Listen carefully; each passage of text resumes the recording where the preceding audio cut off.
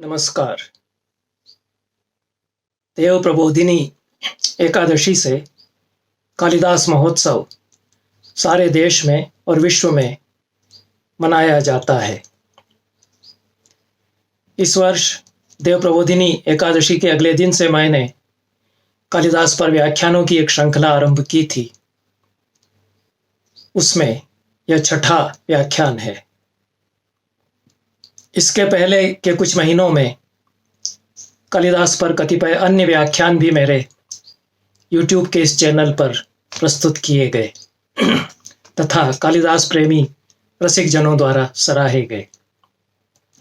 आज हम चर्चा करेंगे यूरोप में कालिदास किस तरह पहुंचे और यूरोप किस तरह कालिदास से आंदोलित हुआ, किस तरह से यूरोप का मानस कालिदास की उपस्थिति से बदला। हम कई बार चर्चा कर चुके हैं कि वॉरेन हास्टिंग्स जब गवर्नर जनरल हुए, उन्होंने संस्कृत पंडितों से संपर्क किया, धर्मशास्त्र के महाग्रंथ का विवादार्णव सेतु का निर्माण कराया। उससे यूरोप के बुद्धिजीवियों और संस्कृत के पंडितों के बीच एक संवाद का सिलसिला शुरू हुआ। उसके बाद 1784 में सर विलियम जोन्स कलकत्ता के सुप्रीम कोर्ट के मुख्य न्यायाधीश बन करके आए और उन्होंने संस्कृत भाषा का ज्ञान भी प्राप्त किया। मनुस्मृति का अनुवाद वो बाद में करते हैं। अभिज्ञान शाकुंतल का पता उनको चला और उन्होंने अभिज्ञान शाकुंतल का अंग्रेजी में अनुवाद किया। 17 अगस्त 1788 के दिन, आज से 240 वर्ष पहले लगभग, विलियम जोन्स ने अंग्रेजी अनुवाद अपना पूरा किया था। जो मूल संस्कृत नाटक अभिज्ञान शाकुंतल, जिसका नाम हम जानते हैं, उसके साथ 1789 में छपा Shakuntala the fatal ring an Indian drama, इस नाम से जोन्स की यह किताब छपी। इसके छपते ही एक नए युग का आरंभ हुआ।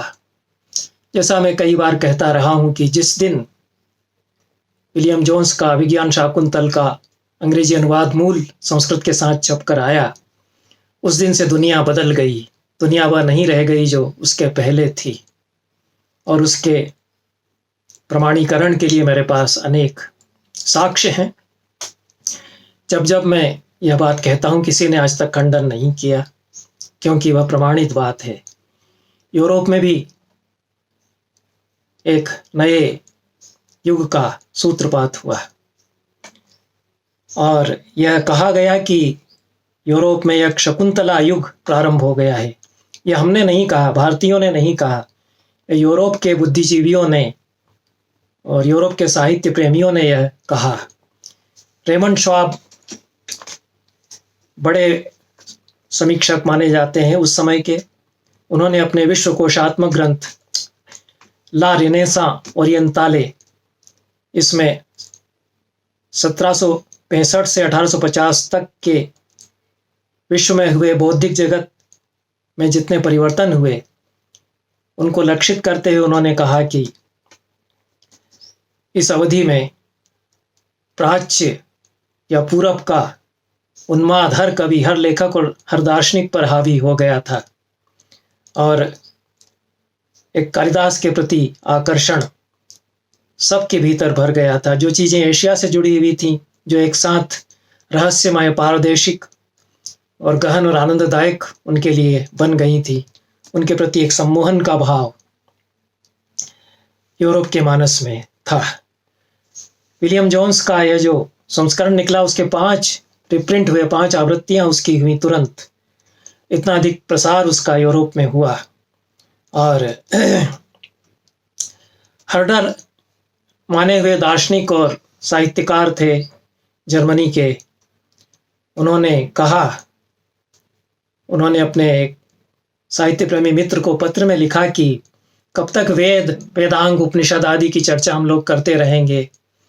भारत में क्या दर्शन है और क्या अध्यात्म है, इसी की बात करते रहेंगे। अब हमको चाहिए कि हम इतनी सुंदर साहित्यिक रचना की तरफ देखें और उससे ज़्यादा हम अच्छी भारत की छवि को समझ सकेंगे इसके द्वारा, यह उन्होंने लिखा है। एडवर्ड सईद अपनी किताब ओरिएंटलिज्म में बताते हैं कि किस तरह यूरोप कालिदास की रचना के प्रकाशन के बाद एक उन्माद भरे सम्मोहन में जकड़ गया था कालिदास को लेकर के, और एक कौतुक के साथ भारत की ओर वह देख रहा था। इसी क्रम में जर्मनी में, जैसा कि पहले भी मैं चर्चा कर चुका हूं कि फोर्स्टर एक राजनीतिक कर्मी थे, पॉलिटिकल एक्टिविस्ट थे। 1854 से 1984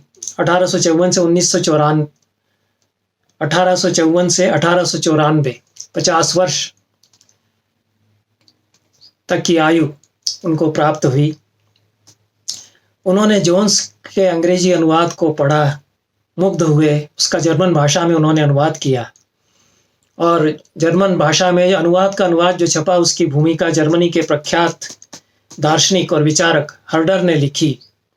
और हर्डर की बात हम पहले भी कर ही चुके हैं कि वो किस तरह से आह्वान करते हैं कि अब हमको भारत की और उसकी जो काव्य रचनाएं हैं उनके लिए भी देखना चाहिए। तो उन्हीं हर्डर ने इसकी भूमिका लिखी थी, और वो कवि भी थे। उन्होंने जर्मन भाषा में अपनी भूमिका के साथ अपनी एक कविता उसमें दी है। यह कदाचित विदेशी भाषा में लिखी हुई पहली कविता है कालिदास पर। उसके बाद गोइथे ने, जब उनको यह अनुवाद प्राप्त हुआ जर्मन भाषा में, अनुवाद का अनुवाद तो अपनी प्रसिद्ध कविता कालिदास की शकुंतला पर लिखी। तो हर्डर ने अपनी भूमिका में जो कालिदास की शकुंतला पर एक कविता दी है वो इस प्रकार है, उसका हिंदी अनुवाद। जहाँ निर्वासित शकुंतला अपने बेटे के साथ रहती है, जहाँ दुष्यंत उसे नए रूप में फिर से पाता है, देवताओं के पास से, ओ पवित्र देश तेरी विजय हो, और तुम ओ नेता भाषाओं के, मेरे हृदय के स्वामी, ले चलो मुझे दिव्य देश के बीच से उस धाम में जहाँ रहती है शकुंतला। फोर्स्टर ने भी लंबी भूमिका जर्मन भाषा में अपने इस अनुवाद की लिखी थी। उन्होंने उसमें यह कहा कि गंगा के किनारे रहने वाले सांवली त्वचा के कवि ने मानवीय मन की सर्वाधिक कोमल अनुभूति को अभिव्यक्ति दी है। और उन्होंने यह भी उसमें लिखा कि मैं संस्कृत नहीं जानता, मैं संस्कृत से सीधे अनुवाद नहीं कर पा रहा हूँ। विलियम जोन्स ने जो अंग्रेजी में अनुवाद किया है उसका मैं जर्मन में उल्था कर रहा हूँ, और मैं साहित्यकार भी नहीं हूँ, मैं तो राजनीतिक कार्य करता हूँ। फिर भी मैं अंग्रेजी अनुवाद से जर्मन अनुवाद एक संस्कृत के नाटक का, कालिदास के नाटक का इसलिए कर रहा हूँ कि हमारा देश इस समय बहुत उथल पुथल से गुजर रहा है, और जब यह इस संकट से उबरेगा तो इतिहास के दिए हुए घाव भरने के लिए मरहम की तरह जिन महान साहित्यिक रचनाओं की हमको जरूरत पड़ेगी, उसमें से कालिदास का यह नाटक भी एक है। इसलिए मैं भावी पीढ़ी को यह सौंप करके जा रहा हूं कि वे इसको देखें। हम सभी जानते हैं कि यही फिर अनुवाद का अनुवाद जर्मन भाषा में फोर्स्टर के द्वारा किया हुआ गोइथे या गेटे भी जिनको कहा जाता है उनके पास पहुंचा। वे बहुत ही मुग्ध हुए। उन्होंने प्रसिद्ध कविता अपनी जर्मन भाषा में लिखी, जिसमें उन्होंने कहा कि यदि वसंत ऋतु की सुषमा और ग्रीष्म ऋतु के पके फलों की मधुरता और जो कुछ भी संसार में लुभावना, मन को आनंदित करने वाला है, उस सब को भी और स्वर्ग और धरती को एक साथ मिलता हुआ किसी एक कृति में देखना चाहते हो तो एक ही नाम मैंने कह दिया, शकुंतला। बस उतना ही, उतने में ही मैंने सब कह दिया। लेकिन उसके साथ ही एक पूरे यूरोप के साहित्य पर कहीं ना कहीं से कालिदास का असर आता है, परोक्ष रूप से ही हम कहें या कहीं प्रत्यक्ष रूप से भी। इस अर्थ में सारी जो रोमांटिक कविता है, रोमानी काव्यधारा है, अंग्रेजी की या यूरोप की अन्य भाषाओं की, उन पर कहीं ना कहीं से प्रच्छन्न प्रभाव कालिदास का माना जा सकता है। गेटे ने उसके बाद, गोइथे ने उसके बाद फाउस्ट नाटक लिखा। उनकी अंतिम बड़ी रचना यह मानी जाती है। बड़े साहित्यकार थे, अपने युग के सबसे बड़े महाकवि वो माने जाते थे। और फाउस्ट तो उनका सबसे प्रसिद्ध प्रबंध है, नाटक है। उसमें कालिदास के संस्कार जागरित हम देखते हैं। उसकी प्रस्तावना में ही जो मैनेजर है, स्टेज मैनेजर, सूत्रधार है, वो कहता है कि लगता है कि सारी कायनात, सारी सृष्टि रंगमंच पर उतर आई है। तो उसके इस कथन में अभिज्ञान शाकुंतल की जो नांदी है, पहला ही पद्य जो कालिदास का है शाकुंतल में, उसी का अक्स हम देख सकते हैं। कालिदास ने भी तो उसमें यही कहा है कि क्षितिजल पाव का गगन समीरा, ये सारे जो पंच महाभूत हैं, और सूर्य और चंद्रमा और यजमान, ये अष्टमूर्तियां हैं शिव की, ये सारे विश्व में व्याप्त हैं। तो ये जो एक वैश्विक दृष्टि है संस्कृत के कवि की, वह यूरोप के कवि के मानस में उतरती है। और परिवर्तन जो मानसिकता में आता है, यूरोप की जो विश्व दृष्टि है, उसे मनुष्य अकेला है, और आधुनिकता बोध में तो अभिशप्त भी है, और प्रकृति के साथ संघर्ष उसका चलता रहता है। प्रकृति की विजय उसको किसी तरह प्राप्त करना है। यह जो विश्व दृष्टि है, यह कहीं न कहीं से बाद की रोमांटिक कविता में कालिदास से परिचय होने के बाद बदलती है। और यह भाव आता है कि यह जो प्रकृति है, यह हमारे साथ है, हमारी सहचरी यह हो जाती है। इस तरह के भाव जो रोमांटिक कवि व्यक्त करते हैं 19वीं शताब्दी के आरंभ से लगा करके 18वीं शताब्दी के उत्तरार्ध के बाद से, जैसे ही कालिदास का अवतरण अनुवाद के माध्यम से ही सही, अनुवाद के माध्यम से ही सही यूरोप में होता है, तो यूरोप की धारा साहित्य की बदल जाती है। उसके साथ जो बुद्धिजीवियों का दृष्टिकोण है भारत को लेकर के, वह भी बदल जाता है। भारत में भी अपने आप के लिए, अपनी देश के लिए, अपनी देश की परंपराओं के लिए दृष्टिकोण बदल जाता है। उस पर मैंने अन्यत्र विस्तार से लिखा और कहा है कि किस तरह से विज्ञान शाकुंतल के छप जाने के बाद भारत में जो स्वतंत्रता संग्राम की लहर है वो मजबूत हुई। पुनरुत्थान का जो भाव है वो बहुत प्रबल रूप से फिर से और अधिक जागरित हुआ। तो यह एक साहित्यिक रचना किस तरह से बदल देती है हमारे जीवन को, कालिदास की रचना इसका उदाहरण था। और यूरोप की मानसिकता में इसमें किस तरह से बदलाव इस रचना के द्वारा आया। फाउस्ट जो रचना है उसमें कहानी तो वही है जो मार्लो के डॉक्टर फास्टस नाटक में है। शेक्सपियर के समकालीन थे मार्लो, लेकिन उसमें यदि कहीं ट्रीटमेंट अलग हो जाता है गोइथे का, तो उसमें कहीं न कहीं कालिदास की प्रच्छन्न उपस्थिति का कारण हम मान सकते हैं। गोइथे के ही एक कनिष्ठ समकालीन थे जो उस युग के एक और बड़े महाकवि माने जाते थे, शिलर।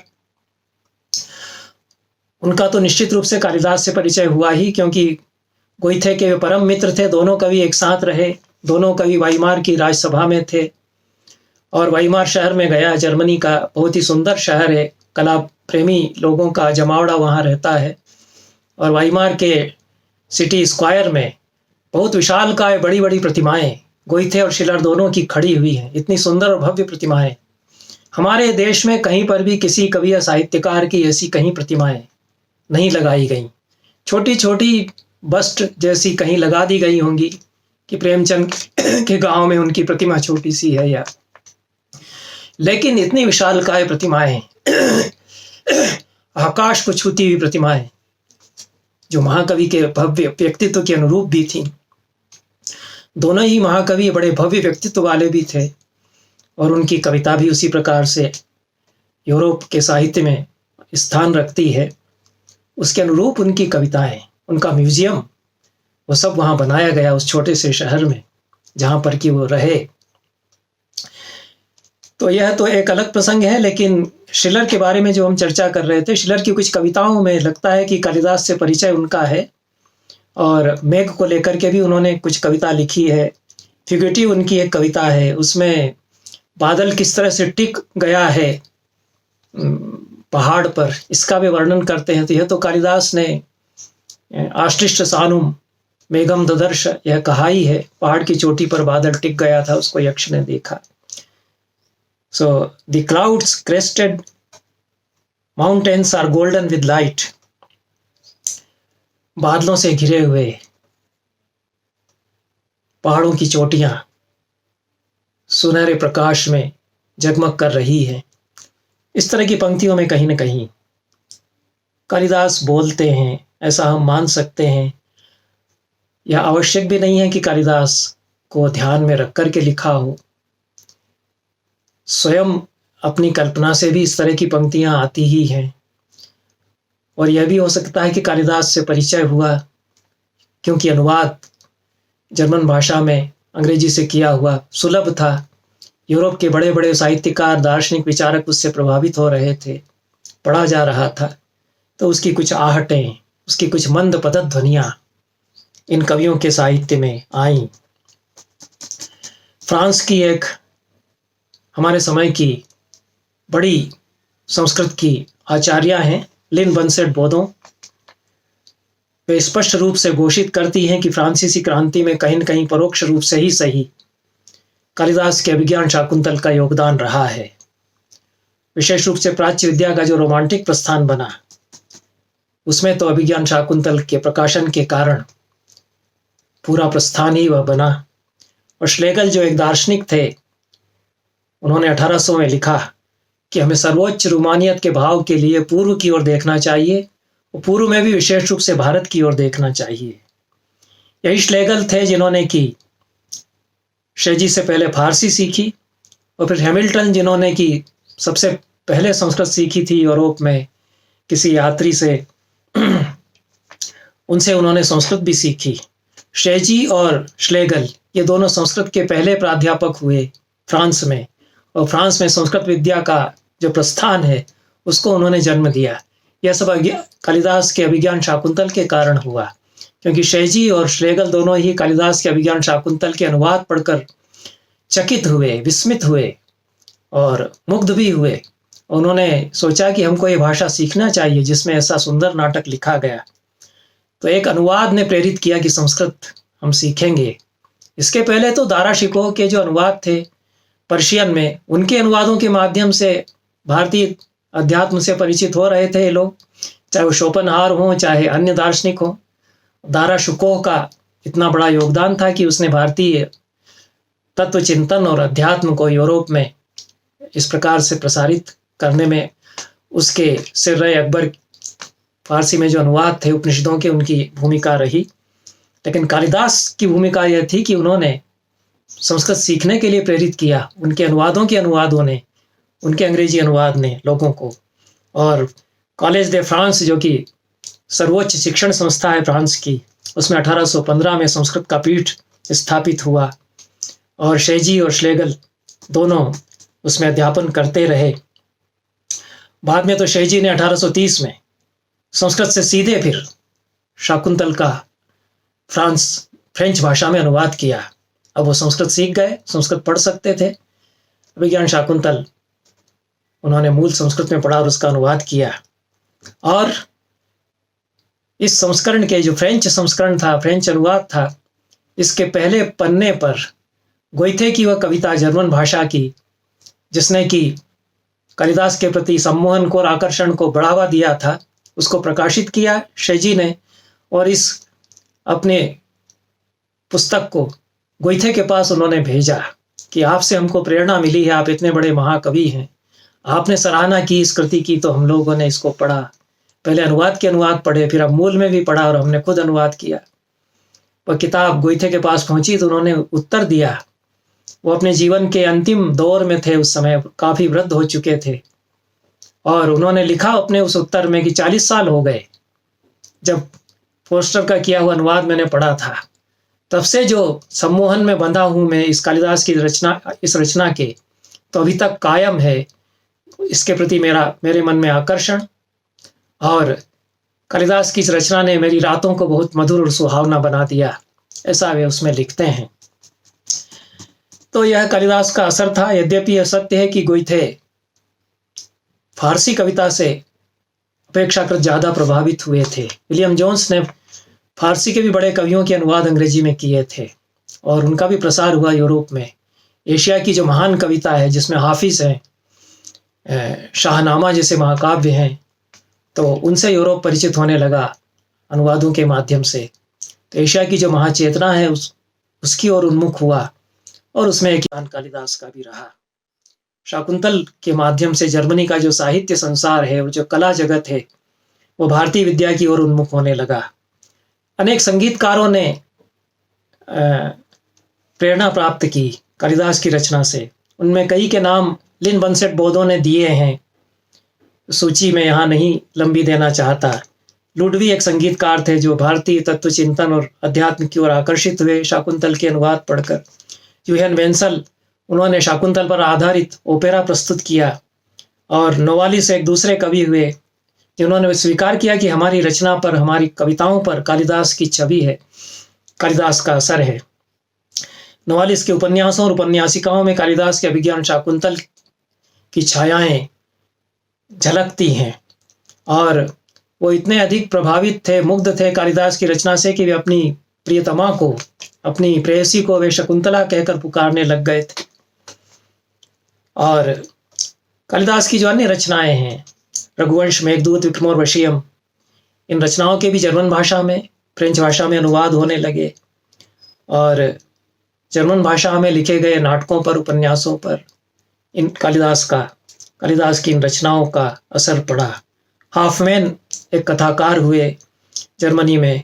उनके उपन्यास गोल्डन पार्ट में नायक और नायिका का मिलन, बिछोह, शाप की घटना, नायिका को परित्यक्त किया जाना और पुनर्मिलन, ये शाभिज्ञान शाकुंतल की कथा से ये साम्य रखता है।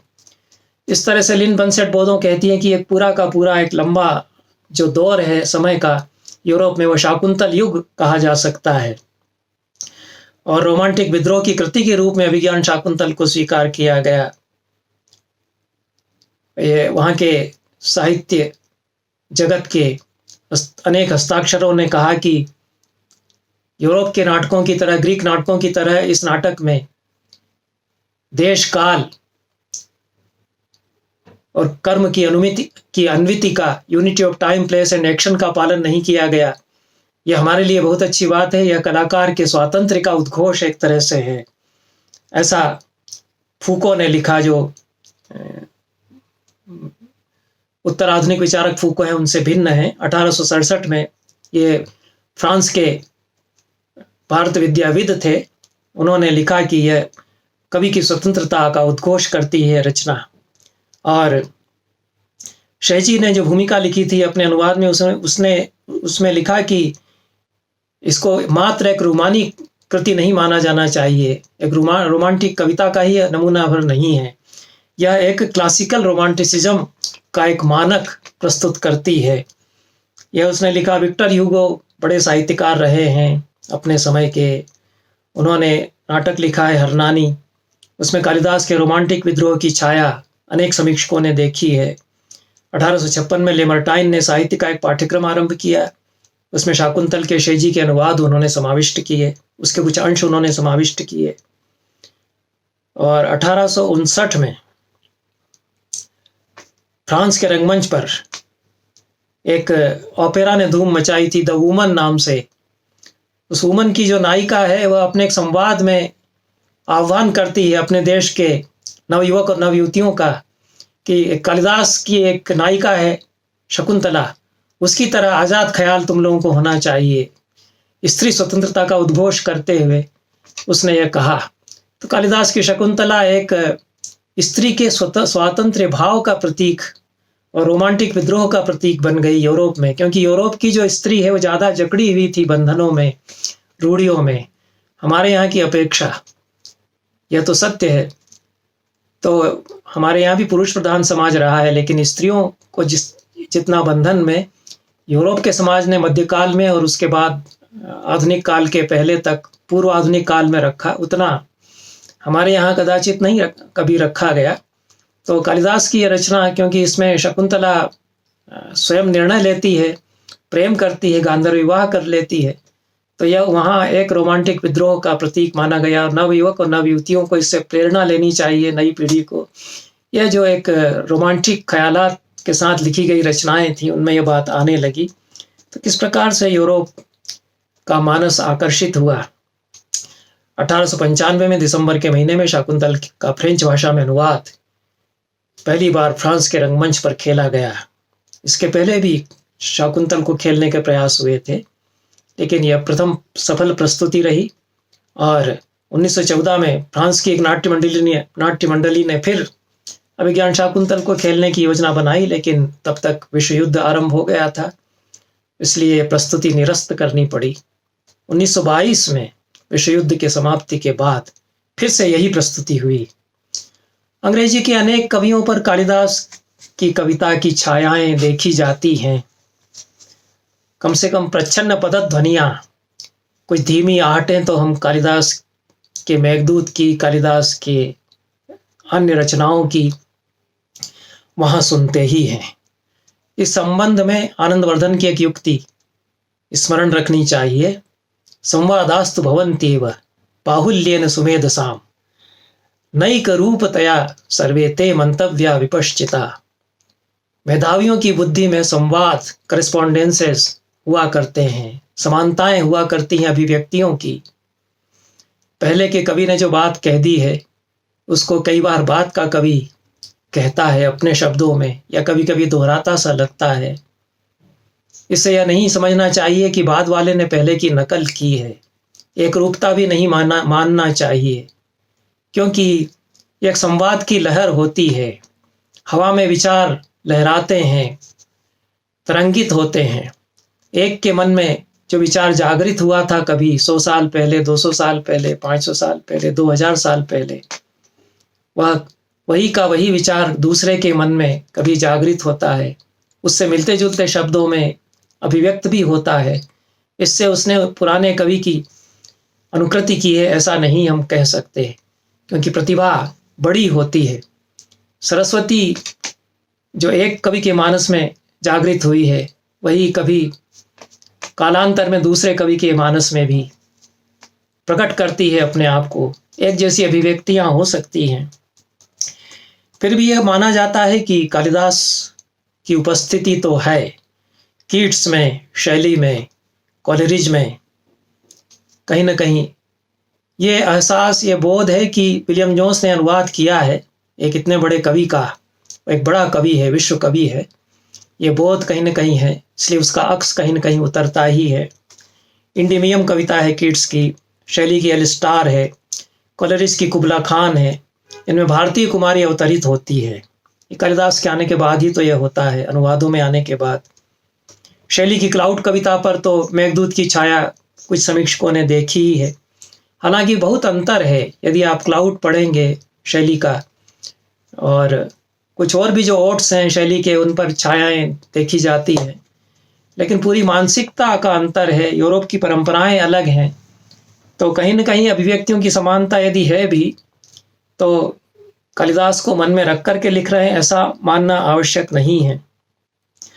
एक तो शैली की कविता में जो क्लाउड है वह स्त्रीलिंग है, फेमिनिन में उसको रख करके, जिस प्रकार से मून, चंद्रमा भी वहाँ स्त्री है, बादल वहाँ स्त्री है। यहाँ तो पौरुष का, सौभाग्य का, पुरुष के सौभाग्य का प्रतीक है बादल कालिदास में, तो पूरा संदर्भ ही बदल जाता है। वर्णन में कहीं समानता यदि आ भी जाती है तो वह गुणाक्षर न्याय से भी हो सकती है। बहुत सुंदर है यह भी जो शैली की कविता है। बादल के लिए, बादल अपने लिए इसमें कहती है, क्लाउड कहती है, मैं पृथ्वी और जल की दुहिता हूँ और आकाश की पोषिता हूँ, सागर और तटों के रंध्रों से निकलती हूँ, मैं बदलती हूँ पर मर नहीं सकती। तो ये समानता आप देखें तो धूमत ज्योति सलिल मरुताम सन्निपातक को मेघा, यह कहा ही है, महाभूतों से इस मेघ की सृष्टि हुई है, यह कालिदास भी कहते हैं। धुआं, आग और पानी इसमें मिला हुआ है यह। तो यह यदि समानता आती है तो जो दृष्टि बदल गई है कालिदास के आने से, उसके कारण आती है कि प्रकृति को लेकर के दृष्टि बदल गई। प्रकृति के प्रति जो अलगाव का भाव था कि हम उससे अलग हैं और हमको उस पर विजय पानी है, यह भाव बदल जाता है अंग्रेजी के रोमांटिक कवियों में आकर के। और यह कालिदास की जो उपस्थिति है अनुवादों के माध्यम से, निश्चित रूप से वह इसमें एक कारण है। जिस तरह से वनस्पतियां, लताएं, धरती और आकाश चित्रित होते हैं कीट्स की कविता में, शैली की कविता में, तो उसमें हम मान सकते हैं कि कालिदास कहीं न कहीं बोलते हैं, परोक्ष रूप से कहीं न कहीं बोलते हैं। और भारतीय कुमारी की जो छवि इन 3 कवियों में उभरती है, कीट, शैली और कोलेरिज में, वो सौंदर्य और प्रेम की प्रतीक बना करके प्रस्तुत की जाती है। कुछ कवि ऐसे हैं जिन्होंने कि कालिदास को पढ़ा है, अंग्रेजी के कवि, सीधे-सीधे बहुत अधिक प्रभावित होकर के भी लिखा है। उनमें 2 नाम हैं, रॉबर्ट सादे, उनकी कविता कर्स ऑफ केहामा है, उसमें कालिदास का सीधे-सीधे प्रभाव ही है। 100 अश्वमेध यज्ञ करके इंद्र का पद पाना चाहता है केहामा, और नायिका जो काहलयल, उसका जो रूप चित्रण इसमें है वह भी कालिदास की शकुंतला की अनुकृति एक तरह से के रूप में चित्रित हुई है। और दूसरे एक कवि सर विलियम जोन्स स्वयं हैं। उनकी कवि के रूप में चर्चा नहीं होती है, लेकिन जिन लोगों ने उनकी कविताएं पढ़ी हैं और वे ये मानते हैं कि ये अंग्रेजी के रोमांटिक कवियों में एक श्रेष्ठ हस्ताक्षर हैं, बड़े कवि हैं। वे विद्वान के रूप में अधिक चर्चित हो गए, बहुत प्रतिभाशाली और मेधावी थे, बहुत काम उन्होंने किया और बड़े अधिकारी थे, संगठन का भी कार्य बहुत किया, एशियाटिक सोसाइटी बनाई। उनका कवि रूप जो है वह हाशिए पर रह गया, पर उनकी कविताएं हम लोगों के लिए मूल्यवान इसलिए हैं कि वे वैदिक सूक्तों से प्रभावित होकर के अंग्रेजी में कविताएं लिखते हैं, वैदिक देवताओं पर कविताएं लिखते हैं, कुछ पौराणिक देवताओं पर भी कविताएं लिखते हैं। तो उसमें लक्ष्मी पर जो उनकी कविता है, इस तरह की जो उनकी कविताएं हैं विलियम जोन्स की, उनमें कुमार संभव का प्रभाव है। भारतीय देवियों पर जो उन्होंने कविताएं लिखी हैं उसमें पार्वती जो कुमार संभव की है, उसकी छाया हम देखते हैं। विलियम जोन्स स्वयं संस्कृत के पंडित थे, मुग्ध थे कालिदास पर। उनकी रचना में तो असर आएगा, यह आवश्यक रूप से आएगा ही, पर अन्य कवियों में भी, यूरोप के अन्य कवियों में भी कालिदास का प्रभाव झलकता है। और विशेष रूप से बात अवधेय जो है वह यही है कि पूरा विश्व रूपांतरित हुआ अभिज्ञान शाकुंतल के मुद्रित रूप में संसार के सामने आने के बाद, और यूरोप के नवजागरण में भी कहीं न कहीं इसका हाथ रहा। रामविलास शर्मा यह मानते हैं कि संस्कृत भाषा से परिचय, अनुवादों के माध्यम से, उससे एक जो क्रांति का भाव जागृत हुआ, उसका कालिदास के अनुवादों का बहुत हाथ रहा है यूरोप में नवजागरण के भाव को जागृत करने में। बहुत बहुत धन्यवाद।